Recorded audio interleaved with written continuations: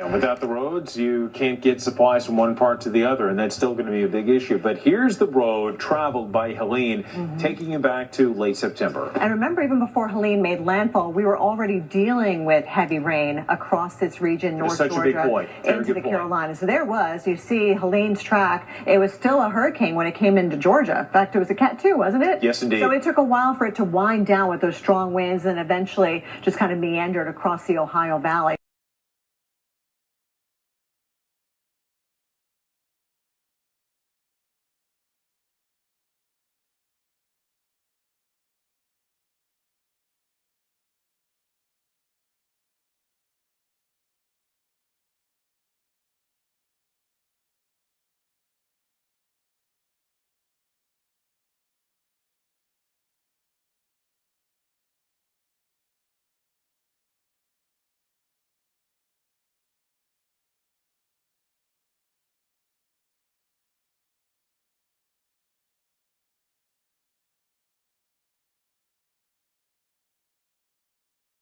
But Reynolds, all these flash flood warnings, they were happening so fast. Yes, indeed. This is really your footprint that tells you what happened. I mean, they just spilled away up into the mountains. However, this is something that is still, to this time, at this time, is mind-boggling to me. So flash flood emergency, not usually issued that often, even though this has been a year for a lot of them. Atlanta, first time ever. And then you see all these counties, and the reason they put out a flash flood emergency is due to catastrophic flooding. You know, there are a lot of water rescues going on, and you can see why with this kind of rain that we saw. Yes, indeed. Some of it. Busick, over 30 inches of rainfall, some places maybe even a bit more. And the effects in Batcave, North Carolina, this is really mind-numbing, the before and after. So this is Batcave before, and you can see that building badly damaged, just trees and mud just all over the place here. So it takes a while, you know, to clean up from some of this mess, not just buildings, but roads. Look at the road right behind you there, Reynolds. It just... Yeah, and this is obviously something, you don't bring a sprayer road with you, right? When something like this is damaged, it takes a long time to get things back to normal. Here's the before along parts of I-40 and the after. Wow. Yeah. Yeah, and by the way, they are trying to get some of these roads reopened. I know the Blue Ridge Parkway was reopened in Virginia, sections of it reopened in North Carolina, so they are making progress. How about I-26 near Irwin, Tennessee? This is before, Reynolds. Your before and your after. Look at that. Yeah. Oof. This is why it's so difficult to get supplies from one place to another. And we finish up in terms of road conditions.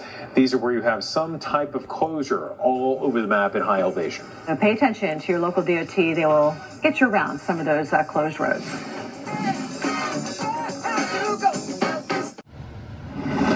All right, thanks for staying with us here on Weather Unfiltered. If you go back roughly a month, we had our eyes firmly focused on the tropics and what will become Hurricane Helene, eventually slamming in to the Big Bend of Florida and then really wreaking havoc across the southeast with record rain totals here and the trajectory of it. And she took it back towards, say, the St. Louis and Paducah area. But all along the way, huge amounts of rain before and during the hurricane, especially there in the Carolinas and up into East Tennessee. And we know the damage that it caused there. And for more, here's Alex and Dr. Nat.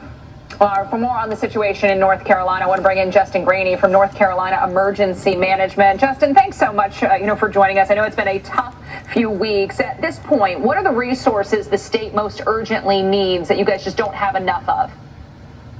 Hey, thank you for having us, and we appreciate you guys keeping Western North Carolina in the news cycle and being talked about, because we definitely don't want the situation that occurred across our mountains being forgotten.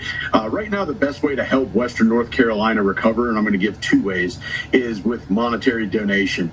We are looking really good on water, cold weather, clothing, food, and those have been set up with points of distribution across the mountains by the whole community approach that we are so proud of here in North Carolina. And that's everything from faith-based communities to nonprofits to local government to state government to even our partners across the federal government and everyone in between stepping in to make sure that people that were impacted and survivors of this terrible storm have the supplies and resources that they need. But a monetary donation allows our nonprofits and voluntary organizations active in disaster, or VOADs, to continue the work that they're doing across Western North Carolina. And people can donate at nc.gov/donate, and that fund is managed by the United Way of North Carolina in coordination with the North Carolina Governor's Office and Governor Roy Cooper. Another way that you can help is to buy a North Carolina Christmas tree this year. That is a large agriculture in Western North Carolina is a large economic force across our mountains, and the Christmas tree farmers need your support this year, as does Western North Carolina. So when you're out there shopping for the holidays, please consider purchasing a North Carolina Christmas tree. And then finally, there's many reputable charities that are active right now across our mountains. You can get those by going to ncdps.gov/Helene, and you can access the list of those charities and organizations that are active right now. But please, we ask that you please not send any more donations on their own of water, clothing, or food. We are in a good place with those.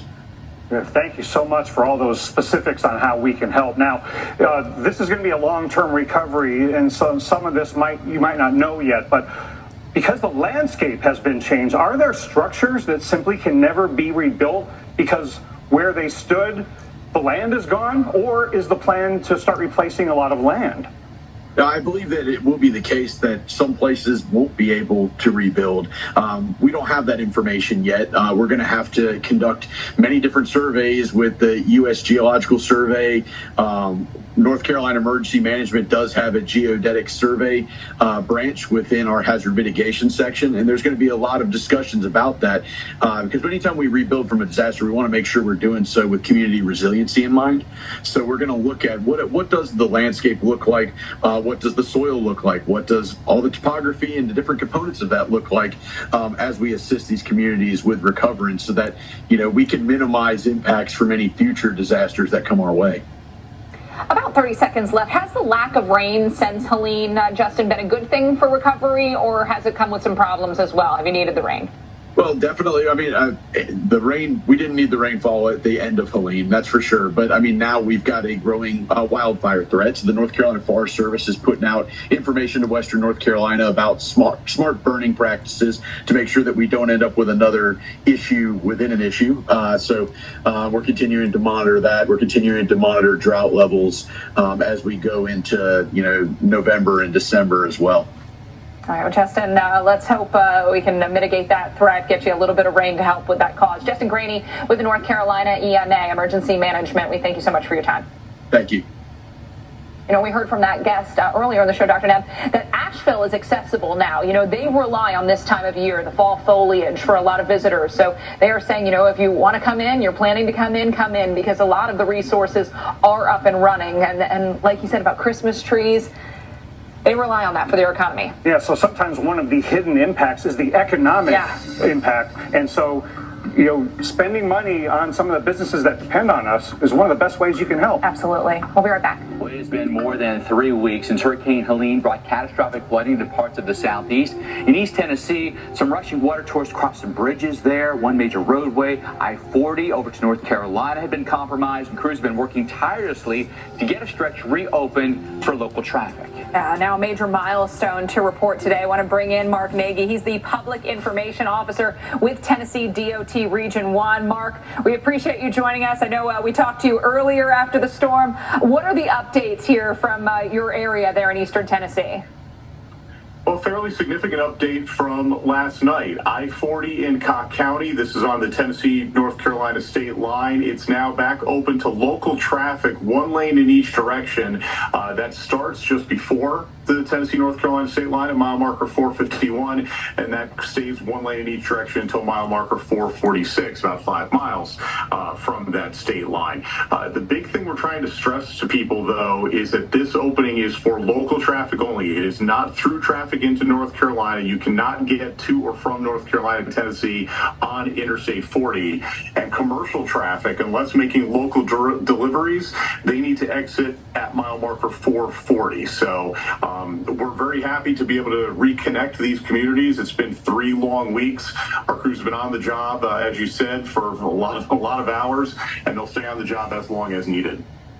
Mark, there was a bridge there that was compromised. Part of it even collapsed. Can you give us an update on that section that was compromised at the bridge? What's the update there? Well, on I-40 in North Carolina, that's a different situation as part of that roadway washed away. On I-26 in Unicoi County, that's where we had the bridges at mile marker 39.6, that both of those had washed away. We're continuing to work to get that roadway reopened, and we're actually anticipating having one lane of traffic in each direction back open here in the next 2 to 3 weeks. So that is a vital roadway. Obviously, tens of thousands of vehicles use that per day in Unicoi County, and within the next few weeks we should be able to have one lane open in each direction, and then obviously we're continuing to work on the long-term fixes for that area. Yeah, Mark, each storm is different, brings its own complications. Landslides, mudslides, not necessarily uncommon, but this one was really significant. What have been the biggest challenges in the wake of this particular event? One of the biggest challenges is simply debris removal. We've had to have our crews working to get these roadways clear. We've also had to hire outside agencies to assist us in that respect, because this storm was so widespread. 6-8 counties in East Tennessee alone that had to deal with this storm. So getting debris removal done, we've had 49 sections of roads or bridges that had to be closed, either closed or bridges that are washed away since the beginning of the storm. We're now down to about 16 approximately. So we're getting there, and we know that we're trying to ask for the patience of the motoring public. These are the same roads that we drive like everyone else, and we're still working to get them open as quickly as possible. In some cases, Mark, you've got federal highways that have been compromised here. Who then does the repairs on those, and who pays for that? Is it done by the federal government? Is it done by the state? How does that work? Well, really, it's a collaborative effort. We've received funding from the federal government. We continue to work with the United States Department of Transportation, be partners with us. The U.S. Transportation Secretary was visiting I-40 in North Carolina and in Tennessee last week. So, unfortunately, this isn't the type of thing that can be fixed immediately, but we're working to get these roadways open as quick as we can. I know, you can't say exactly when, but have you found that you're able to run ahead of schedule? Do you think things could be back up and running sooner than the general public maybe plans on? Well, thanks to the passage of the Transportation Modernization Act by the Tennessee State Legislature last year, we're able to move quicker on a lot of these projects than maybe we would have been able to before. We would typically, when doing a project, you do one stage of it and then another, be it environmental, design, and now we're able to get a lot of these things done in a very quick manner. For example, the bridges, Sierra 351, Sierra 107, talking about Washington County and Greene County. These are bridges that contracts have been signed. We're continuing to work on those. We expect to have traffic return to those bridges by the end of next June. And we're talking about a 9-month period where it would have been years before. So yes, we're certainly getting these things done as quickly as we can, and we're continuing to work on ways to expedite these processes. Well, Mark Nagy with Tennessee DOT. Last time we talked to you was really difficult circumstances. Nice to talk to you this time, and a good progress report. Appreciate your time. Thank you, guys. Have a good day. I remember talking to him in the wake of Helene, saying, he'd seen water at levels he'd never seen, significant damage. They are truly starting from scratch. Yeah, it truly was a disaster. And so kind of pick yourself up by your bootstraps. It's nice to see at least some traffic is returning. I know it's not full-blown traffic, and we're not doing interstate commerce right now, but some people can finally get from point A to point B. Absolutely. And we're going to continue to follow, of course, the reconstruction and the recovery there in eastern Tennessee and western North Carolina. Got much more Weather Unfiltered also coming up for you after this.